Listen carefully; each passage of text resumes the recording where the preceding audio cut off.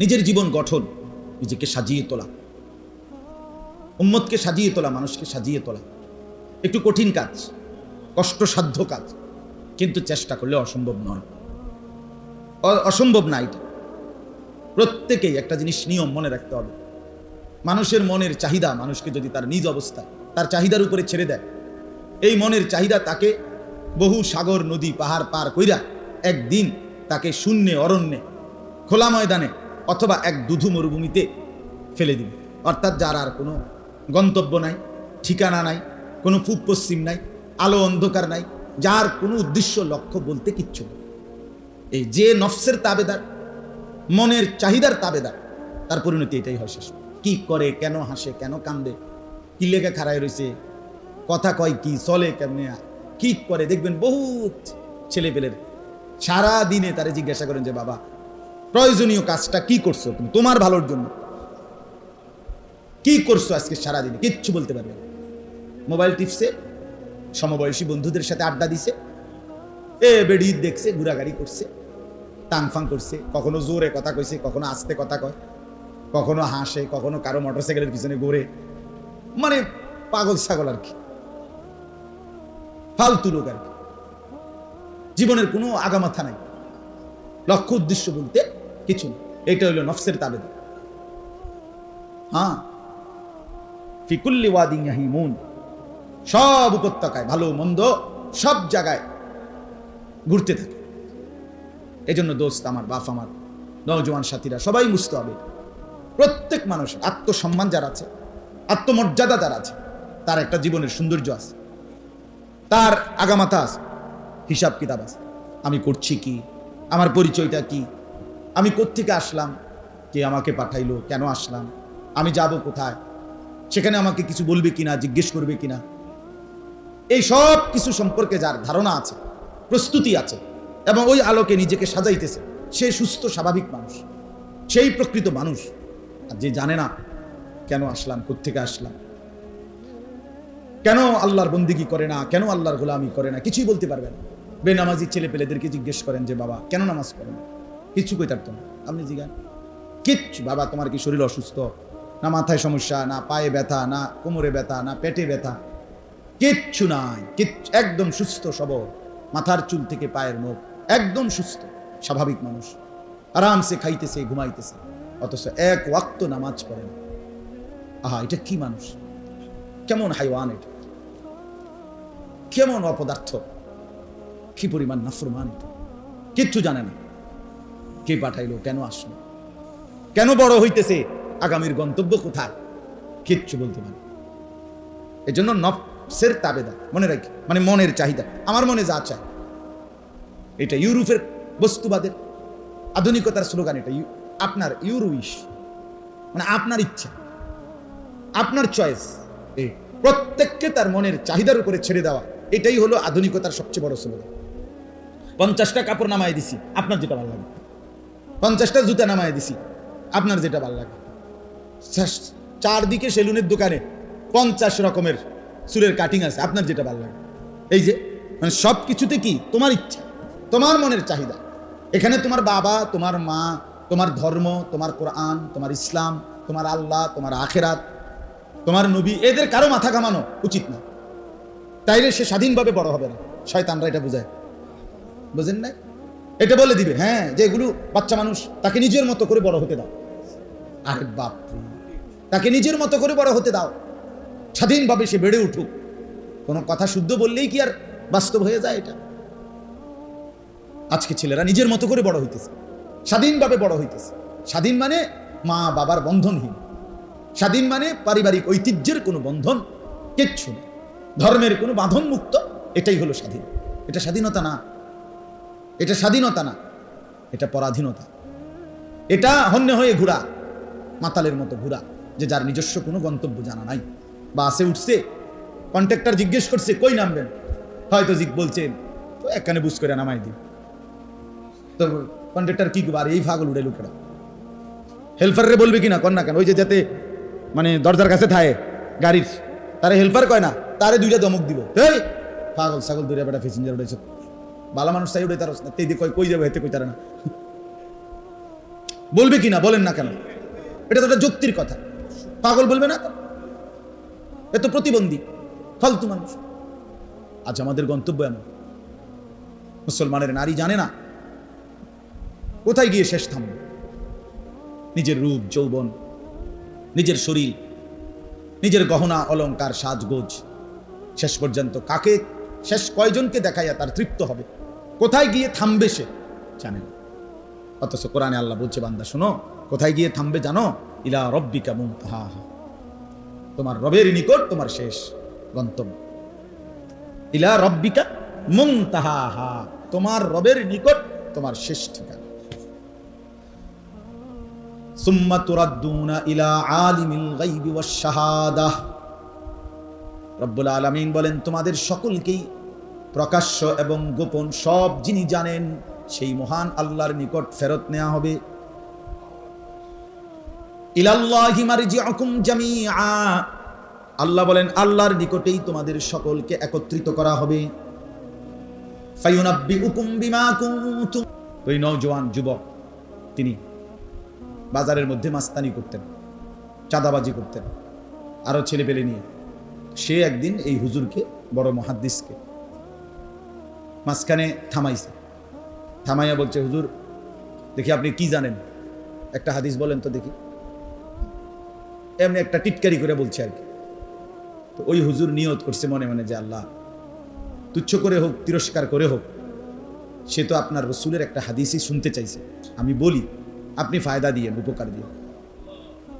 তো তিনি হযরত শুআবাহ ইবনুল হাজ্জাজ রাহমাতুল্লাহ আলাইহি, তিনি এই নিয়ত করে ওই যুবক মুহাম্মদ ইবনে মাসলামা কানাবি, ওনাকে একটা হাদিস শুনাইছে।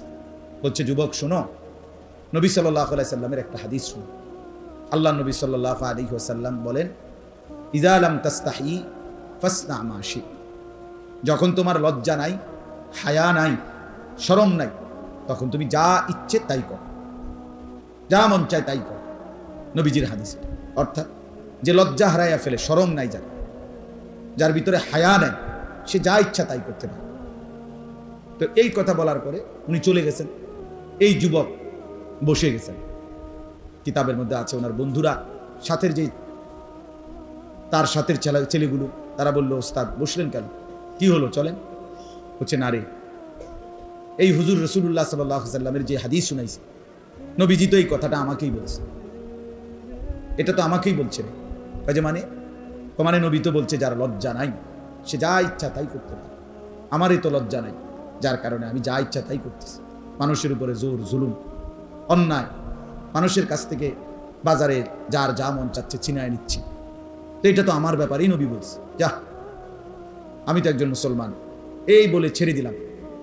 এই ছেড়ে দিয়ে এই বাজার থেকে ওই হুজুরের, এই হুজুর যিনি শুআবাহ ইবনুল হাজ্জাজ ওনার নাম, শ্রেষ্ঠ মুহাদ্দিস, ওনার কাছে গেছেন। ওনার কাছে গিয়ে বলছেন, হযরত আমি আপনার কাছে হাদিস শিখব। এই যে শুরু করছে, এরপরে উনিও ওই জমানার শ্রেষ্ঠ মুহাদ্দিস আছেন। হাদ্দাসানা মুহাম্মদ ইবনু মাসলামা আল কানাবি। আমাদের আবু দাউদ শরীফে অনেক রিওয়ায়াত আছে, হাদিসের 6টি বিশুদ্ধ কিতাব আছে, তার মধ্যে একটা আছে আবু দাউদ শরীফ। বুখারী, মুসলিম, তিরমিজি, আবু দাউদ, এই কিতাবের মধ্যে অনেক হাদিস আছে। এই রাভি, মানে এই যে বেটা একসময় কি ছিল, বাজারে মাস্তানা ছিল, সে পরবর্তীতে এত বড় মুহাদ্দিস হয়েছে, এবং ওনার থেকে বর্ণিত হাদিস আবু দাউদ শরীফে অনেক আছে। তো বললাম, আল্লাহ তাআলা চাইলে ছোট্ট কথাই বদলে দেয়। এই যে উনি এক কথাই বদলে গেছে, জিন্দেগি বদলায়। ফুজাইর ইবনে আয়াজ রাহমাতুল্লাহ আলাইহি, রাশিয়ার সমরকন্দের সবচেয়ে বড় ডাকাত ছিলেন, প্রসিদ্ধ ডাকাত। একদিন রাত গভীরে ডাকাতি করতে গিয়ে শুনতে পাইছেন রাতের গভীরে যে বাড়িতে ডাকাতি করতে ঢুকতেছে, দরজায় দাঁড়াইছে, এখন ভাঙবে দরজা। এই সময় বাড়িওয়ালা, আল্লাহর কুদরত, বাড়িওয়ালা তখন আল্লাহর কোরআন পড়তেছিলেন। তো ঠিক ওই টাইমে সেও দাঁড়াইছে, বাড়িওয়ালা পড়তেছে আল্লাহর কোরআন, আলাম ইয়ানি লিল্লাযীনা আমানু আন তাখশা কুলুবুহুম লিযিকরিল্লাহ।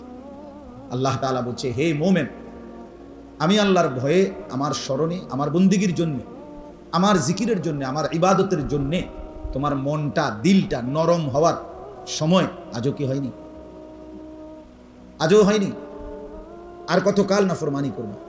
আমাকে সেজদা দিবা কখন, আমার গোলামি করবে কখন বান্দা? আল্লাহ বলছে। এই কথাইটা উনি শুনছে, শুনি ফাওয়াকাফা, থেমে গেছে, আর ডাকাতি করে না, ওই ঘর আর ভাঙে না, পিছনের দিকে ফিরে আসছে। পিছনে ফিরে এসে চিৎকার করে আল্লাহকে বলছে, বালা ইয়া রব্বি কাদ আনা, আয় মাওলা সময় হইছে, ছেড়ে দিলাম পেছনের জিন্দেগি সব ছেড়ে দিয়ে সেই রাশিয়া থেকে হিজরত করে মক্কা শরীফ কাবা ঘরের কাছে জীবনের তরে চলে আসছে এবং মৃত্যু পর্যন্ত কাবা ঘরের প্রতিবেশী হিসাবেই মসজিদে হারামের মধ্যেই জিন্দেগি কাটাইছে। এবং পরবর্তীতে উনিই হইছেন ওই জামানার সাইয়্যিদুল আউলিয়া, আউলিয়াদের সর্দার ফুজাইল ইবনে আয়াজ রাহমাতুল্লাহ। এত বড় বুজুর্গ হইছে পরে উনি ওই জামানার আরবের বাদশাহ উমাইয়া খলিফা মারওয়ান ইবনুল হাকাম, উনি যখন এই ফুজাইলের সাথে দেখা করতে আসতেন তখন বাদশাহ উনার জুতা, দুইটা জুতা নিয়ে বুকের মধ্যে লাগাইয়া দাঁড়ায় থাকতেন। এই বেটা, যে বেটা একসময় কি ছিল। হ্যাঁ, এই আশায় আসলে আমরা অল্প অল্প বলি, সব সুযোগ কাজে লাগাইতে চেষ্টা করি। 2 মিনিট, 5 মিনিট, 20 মিনিট, 50 মিনিট, আধা ঘন্টা, 1 ঘন্টা বলার কোনো সুযোগ আমি ব্যক্তিগতভাবে হাতছাড়া করি না। আলহামদুলিল্লাহ, আমি চেষ্টা করি, আমার এটা ফিকির, একটুই হোক, কম হোক বেশি হোক, সামান্য হোক ছোট হোক বড় হোক, বলতে থাকা, আল্লাহর কথা বলতে থাকা, মানুষের পরিবর্তনের আশায় চেষ্টা করা। এই জন্য আসলে ছোট্ট পরিসরে হলেও আমাদের এই মাদ্রাসা তারবিয়াতুল উম্মাহ, মাদ্রাসার নামের মধ্যে কিন্তু একটা বড় উদ্দেশ্য আছে। নামের মধ্যে তারবিয়াতুল উম্মাহ মানে উম্মতের তরবিয়ত, তারবিয়ত মানে গড়ে তোলা, তারবিয়ত মানে সযত্নে লালন পালন করা। আল্লাহকে রব বলে, আল্লাহকে কি বলে? রব বলে। তাবলীগুশ শাইই ইলা কামালিহি শাইআন ফাশাইআন। আল্লাহকে রব বলে মানে কি? রব বলে তাকে যিনি কোনো জিনিসকে তার পূর্ণতায় পর্যন্ত পৌঁছায় ধীরে ধীরে, পর্যায়ক্রমে।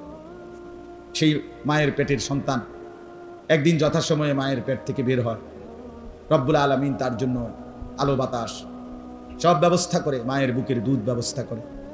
ধীরে ধীরে ধীরে ধীরে কখন কি লাগবে আমরা জানি না, কিন্তু আল্লাহ তাআলা ঠিকই সযত্নে ওই বাচ্চাটাকে লালন পালন করে পূর্ণতায় পৌঁছায়। মৃত্যু পর্যন্ত তাকে আল্লাহই লালন পালন করে। এই জন্য এই তারবিয়ত, রব, এসব সমার্থক শব্দ।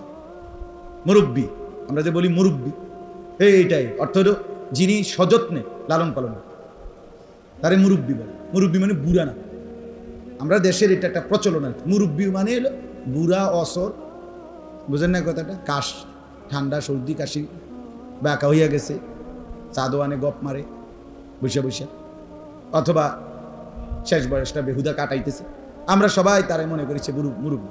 না, সে তো বয়স্ক মানুষ, কিন্তু মুরব্বী মূল শব্দের অর্থ হইল যিনি তরবিয়ত করে, যিনি কি করে? লালন পালন করে, যিনি গঠন করে, গড়ে দেয়, সাজিয়ে দেয় সযত্ন, যিনি তার অনুসারীর সব কিছুর দিকে নজর রাখে, তিনি প্রকৃত অর্থে মুরব্বী। তাই জন্য বললাম তা'মালুন। অতঃপর আল্লাহ বলেন, আমি জানিয়ে দেব বান্দা তোমার পুরা জিন্দেগি তুমি কি করেছো। আল্লাহ কোরআনে বলেন, ওয়ামা রাব্বুকা বিগাফিলিন আম্মা তা'মালুন। তোমরা যা করছো বান্দা, তোমাদের রব আল্লাহ তোমাদের বিষয়ে এক বিন্দু গাফিল নন, সব জানেন, দেখেন, বুঝেন। ওয়ালা তাহসাবান্নাল্লাহা গাফিলান আম্মা ইয়ামালুজ জালিমুন। আল্লাহ বলে, তোমরা যারা জুলুম করছো, নাফরমানি করছো, 1 সেকেন্ডের জন্য আল্লাহকে গাফিল ভেবো না। আল্লাহ সব জানেন, সব দেখেন। মা তাসকুতু মিন ওয়ারাকাতিন ইল্লা ইয়ালামুহা। আল্লাহ বলেন, জমিনের কোথাও একটা পাতাও যদি পড়ে, আল্লাহ বলেন আমি তৎক্ষণাৎ তা জানি। কোন গাছের কোন পাতাটা পড়েছে জানে, জানে কিনা বলেন না? হ্যাঁ, সব আল্লাহ জানে। কোরআন শরীফ আছে, আল্লাহ তাআলা লোকমান হাকিম তার ছেলেকে বলছে, ইয়া বুনাইয়া ইন্নাহা ইন তাকু, হে আমার সন্তান, তোমার কর্মটা যদি একটা সরিষার দানার মতো হয়, আর সেটা যদি পাথরের ভিতরে লুকানো হয়, আল্লাহ তাআলা সেটাও কিয়ামতের দিন তোমার সামনে এনে হাজির করে দেবে। ইয়াতি বিহাল্লাহ, আল্লাহ নিয়ে আসবে। কোথাও এক জাররা, একটা নিঃশ্বাস পর্যন্ত আল্লাহর হিসাবের বাইরে ফেলতেও পারবে না, লুকাইতেও পারবে না। আলাম ইয়ালাম বিআন্নাল্লাহ ইয়ারা, আল্লাহ বলে জানো বান্দা আমি কিন্তু সারাক্ষণ দেখি। আল্লাযী ইয়ারাকা হিনা তাকুম, আল্লাহ নবীকে বলেন বন্ধু আপনি যখন নামাজে দাঁড়ান আমি সরাসরি আপনাকে দেখি। ওয়া তাকাল্লুবাকা ফিস সাজিদিন, আপনি যখন আমার বান্দাদের সাথে রুকু সেজদা করেন আমি তখনও আপনাকে দেখি। রুকু করলেও দেখি, সেজদা করলেও দেখি, অন্ধকারে রাতেও দেখি, আলোকিত দিনেও দেখি। দেখে? বলেন সবাই দেখে? যুবক ভাইয়া বলো দেখে? তো কাকে ফাঁকি দিবা? আইনাল মাফার, পালাবে কোথায়? প্রিয় বন্ধু বলো লুকাবে কোথায়? আশ্রয় মিলবে কোথায়? ফাইদা বারিকাল বাসার ওয়া খাসাফাল কামার, আল্লাহ বলেন যখন ইসরাফিল ফু দিবে চোখগুলো তখন একেবারে নির্বাক, চোখগুলো আটকে যাবে, মানুষ মানে একেবারে ভেবাচাকা হয়ে যাবে। ওয়া খাসাফাল কামার, চন্দ্র আলোহীন হয়ে যাবে। ওয়া জুমিআ আশ-শামসু ওয়াল কামার, সূর্য চন্দ্র এক হয়ে যাবে। ইয়াকুলুল ইনসানু ইয়াউমাইদিন আইনাল মাফার, প্রতিটা মানুষ দৌড়বে, ভূমিকম্পের মতো জমিন কাঁপবে, আর লোকেরা একজন আরেকজনকে বলবে আইনাল মাফার, বলো বন্ধু পালাবো কোথায়, লুকাবো কোথায়? আল্লাহ সাথে সাথে বলেন কাল্লা লা ওয়াজার, না না বান্দা আজ আর কোথাও আশ্রয় নাই। ইলা রাব্বিকা ইয়াউমাইদিনিল মুস্তাকার, আজ শুধুই কেবল গন্তব্য ফিরে যাওয়া তোমার রব আল্লাহর নিকট। কোথায়? ইউনাব্বাউল ইনসানু ইয়াউমাইদিন বিমা কদ্দামা ওয়া আখার, এগুলো এমন আয়াত সারা জিন্দেগি পড়তে মন চায় এবং কোনো ব্যাখ্যার কিছু নাই। কি কি ব্যাখ্যা করতো বুঝেন না এমনি কথাটা, এটার খুব তফসিরের কিছু আছে নি, এটা ব্যাখ্যার কিছু আছে নি, বাংলা কইলেই তো আপনি বুঝেন না।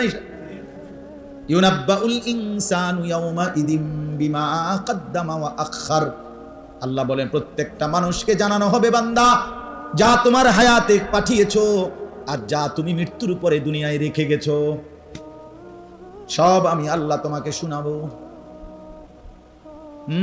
ফাইদা নুফিখা ফিস সূরি নাফখাতুন ওয়াহিদা, আল্লাহ বলে বান্দা ইসরাফিল শুধু একটা ফু দিবে, একটা ফু। কয়টা ফু? নাফখাতুন ওয়াহিদা, একটা ফু দিবে। ওয়া হুমিলাতিল আরদু ওয়াল জিবালু, এক ফুতে জমিনও কাঁপবে, আসমানও কাঁপবে, পাহাড়গুলোও কাঁপবে। জমিন নড়ে উঠবে, পাহাড় নড়ে উঠবে। ফাদুক্কাতা দাক্কাতান ওয়াহিদা, সব একসাথে, পাহাড় জমিন দুইটা একসাথে চূর্ণ বিচূর্ণ হয়ে যাবে। ফায়াউমাইদিন ওয়াকাতিল ওয়াকিয়া, আর ঠিক তখনই আসল ঘটনা মানে কিয়ামতের মাঠ সংঘটিত হবে। হায় ছেলেরা বাবারা, কেউ বুঝলো না আল্লাহর কথা এতভাবে আল্লাহ বলছে। কোরআনুল কারীমের পৃষ্ঠায় পৃষ্ঠায় আল্লাহ বর্ণনা দিছে, কতভাবে যে কইছে ও বিশ্বাস করে, যদি পড়তেন, যদি বুঝতেন। না পড়তে পড়তে আল্লাহর কথা না শুনতে শুনতে কলিজা পাথরের মতো হয়ে গেছে। আখিরাত বলতে লাখো কোটি মুসলমান কিছুই বোঝে না, শুধু দুনিয়াটা পারে না, সিরা খাইবে, কিন্তু অভাব যায় না, কিস্তি শেষ হয় না, প্রয়োজন পূরণ হয় না, একটা ঠিক করলে আরেকটা ভাঙ্গা যায়। আমার এই ছোট জীবনে প্রতিদিন দেই খরচা ভাই, কিতারে ভাই, প্রতিদিনই তো প্রায় প্রতিদিনই বাজার, আজকে কয়টা কালিকা করে, নুন আনতে পেঁয়াজ নাই, পেঁয়াজ আনতে আলু নাই, আলু আনতে তেল নাই, তেল আনতে সাবান নাই। ধনীর ঘরেও একই অবস্থা, গরিবের ঘরেও কি ভাইয়া, রাক্ষসায় দুনিয়া তৃপ্ত হয় না, অতৃপ্ত দুনিয়া। এই রাক্ষস তৃপ্ত হয়, রাক্ষসের তৃপ্ত করে। আমার এক চাচাতো ভাই ছিল, তে মাশাআল্লাহ জিডা দিত, সব খাইতো।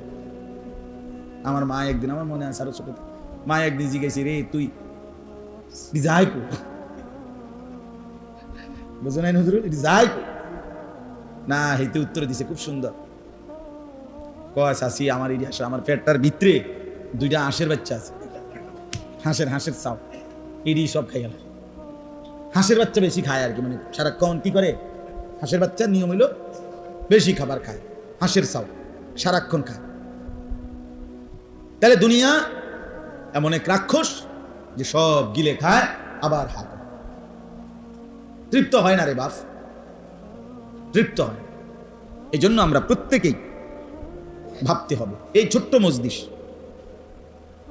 সামান্য হোক, মাদ্রাসাটা আমি যেটা বললাম, আমার কথা হলো এটা, আমি এই জন্যই আন্তরিকভাবে আমিও চাইছি ইসিম আর মুসাম্মা এটা একটা গুরুত্বপূর্ণ বিষয়, অর্থাৎ যার নাম রাখছে যা, তা যেন তার আচরণ দ্বারা কি হয়, প্রকাশ। বদিউজ্জামান কই, মৌলানা কই, হ্যাঁ। তো এইটা আমার কথা হইল, যেহেতু নাম যেভাবে হোক সুন্দর লাগছে, পছন্দ হয়েছে, দেওয়া হয়েছে তরবিয়াতুল উম্মাহ, তো এখন যেন এখানে উম্মতের তরবিয়ত, উম্মতের জীবনের পরিচর্যা, মানুষের জীবন গঠন, এইটার ফিকির যেন হয়। আমরা দোয়া করি, কি বলেন, আল্লাহ কবুল করে নেন, আপনার সন্তানকে পড়তে দেন। আমি আর মজার কথা শুনুন, আমি আরো 2 মাহফিলে এই ঘটনাটা বলছি। এইখানের একটা ঘটনা হইল, আমি যে এখানে কয়েকদিন আগে আসছিলাম অল্প একটু সময়ের জন্য, খুব সম্ভব কোন নামাজ পড়ছি এখানে আইসা, এখানে বাচ্চাদের সাথে যে কথা কইলাম এনে মাগরিবের পরে, তো মাগরিবের নামাজের পরে এখানে আমি ঢুকছি এই কয়দিন আগে, গত সপ্তাহে আর কি, 3-4 দিন হবে বা 5-6 দিন আগে। তো ছোট্ট ছোট্ট বাচ্চা কয়জন এনে পড়তেছে কায়দা আমপারা। পরে আমি এখানে এই শুধু এই বাচ্চাগুলো, কেউ ছিল না ওই দিন, কোনো মাহফিল না, এমনি আইছিলাম। তো এই বাচ্চাগুলোরে বইসা ওরা আমার চাইছে যে অফিসে বসাইতে, আমি বললাম না, আমি বাচ্চাদের সাথে বসি, ওদেরকে নিয়ে একটু কথা বলি, দোয়া করি। পরে বাচ্চাদের সামনে আমি 20-25 মিনিট কথা বলছি। তো তখন আমি খেয়াল করছি একটা বাচ্চা, ছোট্ট ছোট্ট পিচ্ছি পিচ্ছি বাচ্চা, একটা ছেলে, সে চোখ এমনভাবে তাকাইছে আমার দিকে, পুরা কথাটা এই সব মনোযোগ দিয়ে শুনছে, আমার তার চেহারাটা মনে রাখছি। এবং পরে আমি মাদ্রাসা দিয়েও বলছি যে ছোট বাচ্চার মধ্যেও শুনবার আগ্রহ আছে। ওই বাচ্চাটা আমার দেখছি যে ওখানে বসা ছিল, হে খুব মনোযোগ দিয়া যে হুজুর কি কইতেছে শুনতেছে। এজন্য সন্তানকে গড়া, বাপ বিশ্বাস করেন, একটা বাচ্চার জীবন গঠন করা, তারবিয়ত, তাকে গড়ে তোলা কষ্টসাধ্য কাজ, কিন্তু এটা মূল কাজ, এটা মূল কাজ, এটা গুরুত্বপূর্ণ কাজ। এক মুসলমান, এক মানুষ, এক পুরুষ, এক অভিভাবকের জীবনের সবচেয়ে বড় সার্থকতা স্ত্রী সন্তানের জীবন গঠন। সেই সফল, সেই কামিয়াব। 100 কোটি টাকার বাড়ি, এটা কোনোভাবেই সফলতার কিচ্ছু না, কিচ্ছু না, কিচ্ছু। 50 লাখ টাকার ফার্নিচার ঘরে আছে, 50 বছরও একটা ফার্নিচারও 50 বছরের ব্যবধান লাগবে না, 20 বছরের ভিতরে এটি সব হালাই দিব মানুষ, এই পরিবারের। আর এটি চলে না, চলে না এগুলো। এই যে এই সোফায় হেদিন কেন আইছি, এই যে কাঠের লগে আরো একটা বস্তা বস্তা লাগাইছি, এটি আগে ছিল না, তো এখন নতুন ফ্যাশন আইছে, আরেকটা আইলে এটি কবি হালাও বাদ বাদ। অথচ যেই বেচারা বানাইছে ঘরওয়ালা, সে তো কষ্ট করে বানাইছিল তখন। তাইলে দুনিয়া অল্প সময়ের ব্যবধানে দুনিয়ার চাকচিক্য বদলে যায়, ফ্যাশন বদলে যায়, ডিজাইন বদলে যায়। কিন্তু যে বাচ্চার কলিজার ভিতরে কেউ আল্লাহর কোরআন দেয়, রাসূলুল্লাহর হাদিস শিখায়, নামাজের সেজদা যেই কপালে লাগে, খোদার কসম মৃত্যু পর্যন্ত না, শুধু এটার কবরেও হারায় না, আখিরাতেও হারায় না, জান্নাতেও হারায় না। এটা স্থায়ী প্রমাণ কোরআনের আয়াত, আল মালু ওয়াল বানুনু জিনাতুল হায়াতিদ দুনিয়া।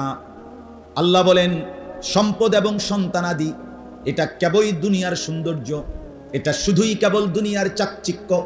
তাইলে স্থায়ী কি? আল্লাহ বলেন ওয়াল বাকিয়াতুস সালিহাতু খায়রুন ইনদা রাব্বিকা সাওয়াবান ওয়া খায়রুন আমালা। আল্লাহ বলেন স্থায়ী বাকিয়াত মানে স্থায়ী একমাত্র সালিহাত, নেক আমল, সেজদা, কোরআন, জিকির, তেলাওয়াত, হজ, যাকাত, রোজা, তাহাজ্জুদ, হালাল হারামের পার্থক্য, আল্লাহর রাস্তায় দান, আল্লাহর রাস্তায় সাদাকা, এই সব কিছু স্থায়ী। আল্লাহ বলেন এটা পৃথিবীর যত প্রলয় হোক, ঘূর্ণিঝড় হোক, তুফান হোক, জলোচ্ছ্বাস হোক, পৃথিবী উলট পালট হোক, এটা শেষ হবে না কোনোদিনও।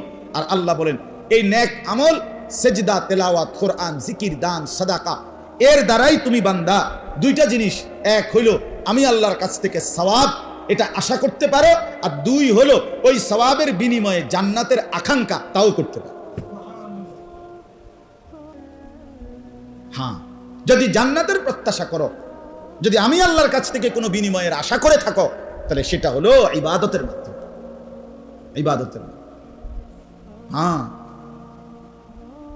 ওয়াল বাকিয়াতুস সালিহাত,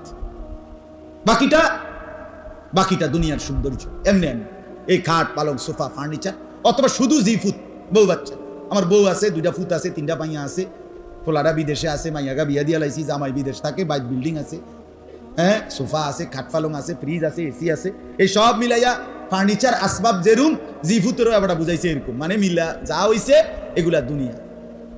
আখিরাত সন্তানের ভবিষ্যৎ, এই জন্য মাদ্রাসা, আল্লাহর কোরআন যেখানে শিখায় বাপ, এর কোনো বিকল্প নেই, কোনো বিকল্প। আপনি যুক্তিতে, তর্কেতে, কোনো কিছুতে আপনি প্রমাণ করতে পারবেন না যে হুজুর ভালো মানুষ ইচ্ছে করলে সব জায়গাতেই হয় না। ভালো মানুষের ফাউন্ডেশন, ভিত্তি প্রথম আল্লাহর কোরআন বিহীন, রাসূলুল্লাহর সুন্নাহ বিহীন, কোরআন থেকে যে তার সন্তান পরিবারকে বঞ্চিত করেছে, সে খোদার কসম সে তাকে ভালো মানুষ বানাইতে পারবে না, না, না, না, না। শুধু কথা শুদ্ধ বলাকে ভালো মানুষ বলে, শুধু জামা কাপড় প্যান্ট চুল আশ্রাইয়া রাখে এটাকে ভালো মানুষ বলে না মিয়া। হালাল হারামের পার্থক্য যার মধ্যে নাই, সুদ ঘুষ মিথ্যা চুরি দুর্নীতি ডাকাতি, নারী পুরুষের অবাধ, পর্দার কোনো এহতেমাম নাই, দিন শরীয়তের কোনো গুরুত্ব নাই, সে ভালো মানুষ হতে পারে না। আল্লাহ তাআলা কোরআনে বলছে, আমি কোরআনের ভাষায় আমরা মানি, আপনার ভাষায় না। আল্লাহ তাআলা তাদেরকে ভালো মানুষ বলে না। আল্লাহ তাআলা বলছে এরা শাররুন নাস, নিকৃষ্ট মানুষ, নিকৃষ্ট মানুষ। পবিত্র মানুষ তারা যারা মালিকের গোলামি করে, আল্লাহর গোলামি করে। এজন্য বাপ আমার, দয়া করে নিজের উপরে রহম করেন, নিজের ভালো করেন, নিজের কল্যাণ করেন, আল্লাহ তাআলার দিকে নিজেকে ফেরান, আল্লাহর দ্বীনের দিকে নিজেকে ফিরান। এই আপনাদেরকে বলি, পৃথিবী দিন দিন অস্থিরতা বাড়বে, আরো বাড়বে বাপ। আজ এই দল, কাল সেই দল, আজকে এই ইস্যু, কালকে আরেক ইস্যু, বুঝেন নাই কথাটা? পেরেশানি বাড়বে, অস্থিরতা বাড়বে, মানুষ খুব বেশি, মানুষ প্রত্যেকেই এখন সবাই গায়ের জোর, সম্পদের জোর, কম বেশ বড়াই সবাই করতেছে। কেউ কাউরে ছাড়তে রাজি না, মনে হয় কারো মধ্যে কারো প্রতি সম্মান বোধ, ধৈর্য, সহ্য কিচ্ছু নাই, কিচ্ছু কিচ্ছু না। মাত্র বিয়ে হয়েছে মনে করেন 6 মাস, মাইয়া ওহনি বেডিগা, কোনোভাবে শাশুড়ি দেবর ননদ তাগুলোকে থাকতো না। 6 মাসে এবারে অধৈর্য, আরে 6টা মাস গেল না আমনে না, সাফ কথা, আলাদা থাকবা কিনা বলো, কথা বলেন না কেন? এত তাড়াতাড়ি বলে বলে আজকে 30 বছর মেহনত করছি, 10 বছর পরে কইছি আর পারতেছি না, তোর তো একটা মন্ডারে বুঝাইলাম। কিরে ভাইয়া, অসহিষ্ণু মানুষ, অসহিষ্ণু বেচারা তো আশায় আশায় ছিল, বাপ মা খুব বড় হইতেছে, বড় হইতেছে, পয়সা কামাইতে আছে, বিয়া করাইছে, কি কষ্ট কইরা মা। বিয়ার 1 বছরের মাথা স্বপ্ন ভঙ্গ, জায়গা দেখে যে স্বপ্নে বড় করছিল, যে স্বপ্নে ঘরে সন্তানটাকে এতদিন লালন পালন করে, সেই সন্তান আর তার না, সে এক নারীর হাতে বন্দী হয়ে গেছে। সে অল্প কিছু দুনিয়ার লোভে আটকায় গেছে। অনেক সবার জন্য বলি না, কিন্তু অনেক বেশি এখন, এত বেশি মানুষ সংসারের অবস্থা হইল। মহিলা, আমরা জানি ভাই, আপনারা জানেন না, আমরা তো দোয়া চাই আমার কাছে, হালাত বলে আমার কাছে, মানুষের সংসার পরিবারের বিভিন্ন কিছু জানায় না, প্রতিনিয়ত বলে। মহিলাদের এত জঘন্য অবস্থা, বহু মহিলার প্রয়োজনে কুফরি কইরা, তন্ত্র মন্ত্র, এমন কোন জাদুকরের কাছে গিয়া হইল, কুফরি কইরা, শিরিকি কইরা হইল, স্বামীরে তার বাপমার থেকে, পরিবার থেকে আলাদা করবেই করবে। হ্যাঁ, একটা না, হাজার হাজার না। তোরে দেখাই দেবো, তুই বেড়া কেমনে তোর বাপমার লগে খাস, আমি বেড়ি ভাই বাঁচলে, বুঝেন না কথাটা? তোরে দেখাই দেবো, তোরে 13 গাঁটের পানি খাওয়া।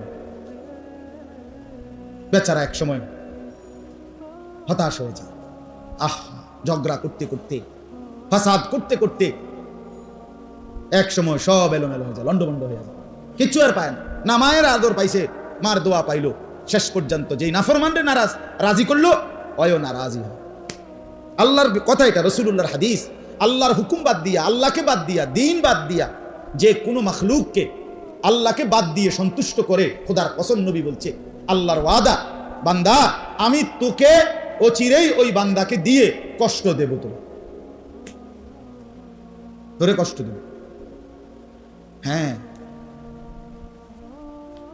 যে ছেলেকে আহলাদ করে ছেড়ে দিছে মা বাপ, ওই ছেলেই কষ্ট দিবে, প্রতিদিন কষ্ট দিবে, অচিরেই কষ্ট দিবে। মনে করছে যাক আল্লাহ করে তারা বিদেশ পাঠাই দিবে, এরপরে আপনার পরিচয় থেকে আলাদা হয়ে গেল। আল্লাহ আমাদেরকে বুঝার তৌফিক দান করেন। এই জন্য আমার ভাই, আমার বন্ধু, আমি এই এক কথা দিবানিশি বলি, আর কি বলতাম। মানুষের এই পেরেশানি দেখলে শুনি, নিজের অহরহ ঘর পরিবার অস্থির, ছেলেটা কথা শুনে না, মেয়েটা পর্দা করে না, বউয়ে স্বামীর নিয়ন্ত্রণে নাই। ওফো, এ কেমন জিন্দেগি, এ কেমন জীবন। রাসূলুল্লাহ সাল্লাল্লাহু আলাইহি ওয়াসাল্লাম এবং আল্লাহর কোরআন স্বামী স্ত্রীর বন্ধন কি বলছিলেন? লিতাসকুনু ইলাইহা। কেন বিবাহ? আল্লাহ বলছে উদ্দেশ্য হলো পুরুষ তার স্ত্রীর কাছ থেকে সুকুন, প্রশান্তি লাভ করবে।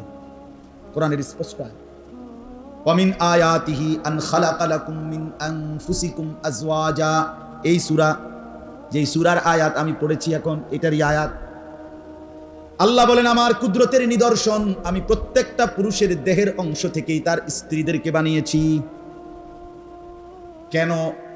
আল্লাহ বলেন লিতাসকুনু ইলাইহা, যেন পুরুষ শান্তি লাভ করে স্ত্রীর কাছ থেকে, প্রশান্তি লাভ করে, সুকুন। ওয়াজালা বাইনাকুম মাওয়াদ্দাতাম ওয়া রাহমা, এবং আমি আল্লাহ উভয়ের মধ্যে ভালোবাসা আর দয়া মায়া দিয়ে দিয়েছি। তাইলে কথা তো ছিল দয়া মায়া, কথা তো ছিল ভালোবাসা, কথা তো ছিল প্রশান্তি, কিন্তু কেন হলো এত ঝগড়াঝাটি? কেন জামাই সন্দেহ করে বউরে, বউ সন্দেহ করে জামাই রে? কেন পরকীয়ায় আসক্ত? কি অবস্থা? ছেলে ফেলের প্রেম, এই ফুলাবাইন আবিয়াতি ফুলাইনের প্রেম প্রীতি যে দূর, বিবাহিত নারী পুরুষের পরক্রিয়া তার থেকে 10 গুণ বেশি, জানেন না? হ্যাঁ, হালাত আমি ডাইরেক্ট বললাম আর কি, খুব নাজুক। কেন? মানে কেউ ধর্মের বাঁধন মানতে রাজি না মিয়া, মূল কিচ্ছু না। প্রত্যেকে যদি সিদ্ধান্ত নিত আমার স্ত্রীর ব্যাপারে আমার দায়িত্বটা কি, আমার ছেলের ব্যাপারে আমার দায়িত্বটা কি, আমার মেয়ের ব্যাপারে আমার দায়িত্বটা কি, আমার রোজগার করার ক্ষেত্রে আমার দায়িত্ব কি, আমি বুঝি মরি বাসি, হালাল হারাম, চুরি ডাকাতি, ওজনে কম দিয়া, মিথ্যা বললা, বাটপারি করিয়া, সিটারি করিয়া, কিস্তিতে পারি, যেমনে পারি, মানুষের মাথাত বাড়ি দিয়া পারি, টাকা আমার লাগবেই। তোমারে এত বড় বাধ্য কে করছে বেটা? কোন শয়তানে বলছে তোমারে? কোন ইবলিসে বলছে যে হালাল হারাম সব বাদ দিয়া তুমি শুধু পয়সা কামাই করো? বলছে এটা, কোরআন বলছে এটা, কথা বলেন না কেন? রাসূলুল্লাহ বলছে এটা। আর আচ্ছা, আল্লাহ রাসূল রাখেন, সরকার বলছে এটা, তো কে বললো? তারে বললো কে? কেন আমরা এটা বুঝি না মিয়া? কেন মিথ্যা বলেন? এই মুসলমান যারা রোজগার করেন, কেন ওজনে কম দিবেন? কেন সুদে টাকা নিলেন? কেন কিস্তি নিলেন? বলেন, কেন হারাম খাইলেন? বলেন মিয়া। অভাবের কারণে, কয় টাকার অভাব ছিল? রিজিকের জন্য কি কষ্ট করছেন? হালাল উপার্জন করা তো ফরজ করছেন আল্লাহ, নবীজি বলছেন। আপনি মেহনত করবেন না কেন? পরিশ্রম করবেন না কেন? তলাবু কাসবিল হালালি ফরিদাতুন বাদাল ফরিদা। আল্লাহ বলছে, নবীজি বলছে, 5 ওয়াক্ত নামাজ রোজার পরে এক মুসলমানের উপরে হালাল উপার্জন তালাশ করা ফরজ। ইসলাম শুক্রবারও অবসর দেয় না। সরকারে ছুটি দিছে মিয়া শুক্রবার, ইসলামে কোনো শুক্রবারে ছুটি নাই।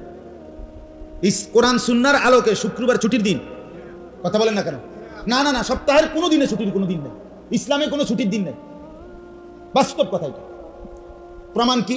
প্রমাণ হলো কোরআনে আছে, আল্লাহ বলছে, হে ঈমানদারগণ, জুমার দিন, শুক্রবার দিন যখন আজান দেয় তখন তোমরা মসজিদে নামাজের দিকে ছোট, ওয়াদারুল বাইআ, এবং বেচা কিনা বন্ধ করো। তাই মানে কি বোঝা গেল? বোঝা গেল 12টা 20-এ যখন আজান হয় তার আগ মুহূর্তে দোকান বন্ধ করো, এর আগ পর্যন্ত বেচা কিনা চলবে। নাইলে তো কথা হইতো যে হে ঈমানদারগণ, বৃহস্পতিবার রাত 10টার থেকে, কথা কয় না, কথা ছিল এটা না, বৃহস্পতিবার থেকে আর কি করবে না, দোকান খুলবে না। কই এটা বলছে? আচ্ছা, আবার কি বলছে?